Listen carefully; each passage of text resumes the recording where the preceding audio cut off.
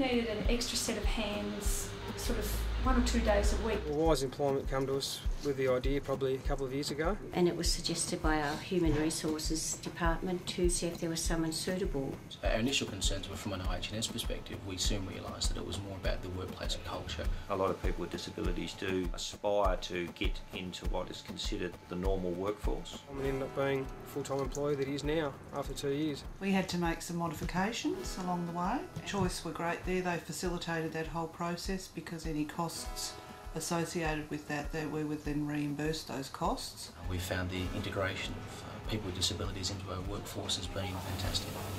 So I don't have to join Actors Equity for this, do I?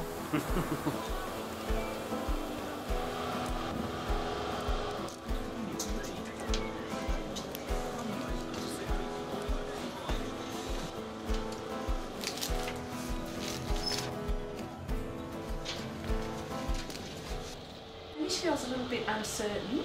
I didn't know whether we could accommodate a person with a disability because I wasn't sure what was involved. Flexibility is the key, I think, and finding somebody with a disability that's going to be capable of assisting the business that you're in. Andrew's doing things that we used to have to come in over the weekends and do out of hours times. He's really lightened our load and allowed us to do other things within the business because he's very mechanically minded and able to fix things really well.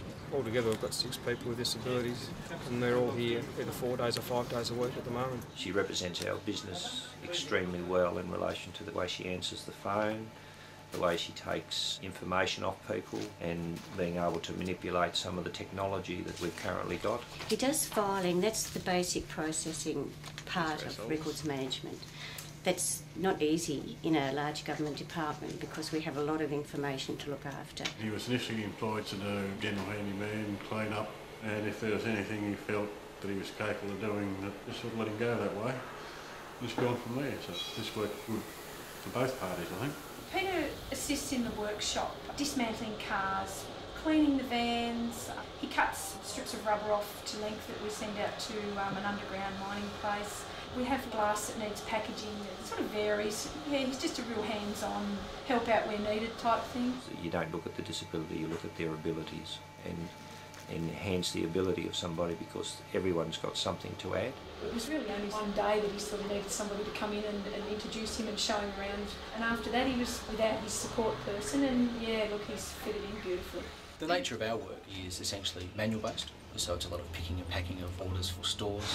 Our employees with disabilities are able to do that work exceptionally well. Ability Employment have given us all the support and information that we need, and we've actually just recently taken on another young fellow in one of our other branches. I think at the end of the day it brings another avenue to see how people with a disability can actually add to the productivity of their business. It's a matter of tailoring how you convey the job. If another employer wanted to employ someone with disabilities, I'd say definitely go for it. They've got a lot more abilities than they have disabilities. Pete will come in at 8:30 and straight into work. The other guys mosey in at 8:30, they have a coffee, they get wound up. About 8:45 they will pick up tools and start work. Pete's already done 15 minutes of work. It's reliability for us, it's the most important thing. Reliability, turning up all the time, and when you give them a task that some people might not want to do, they'll always do it and be happy about doing it. It's a bit like what people say about employing older workers. You know, you'll typically end up with someone who is extremely reliable and extremely loyal. I would certainly recommend anyone who is considering employing people with disabilities or is being asked to employ people with disabilities to consider both the positive cultural effects that it can have on the wider workplace cultures, the positive effects it can have on individual employees who are already existing within the workplace, and also perhaps on the potential employees, those with disabilities. It can have profound effects on their self-confidence, on their feelings of self-importance and self-worth. I would strongly recommend that people consider it.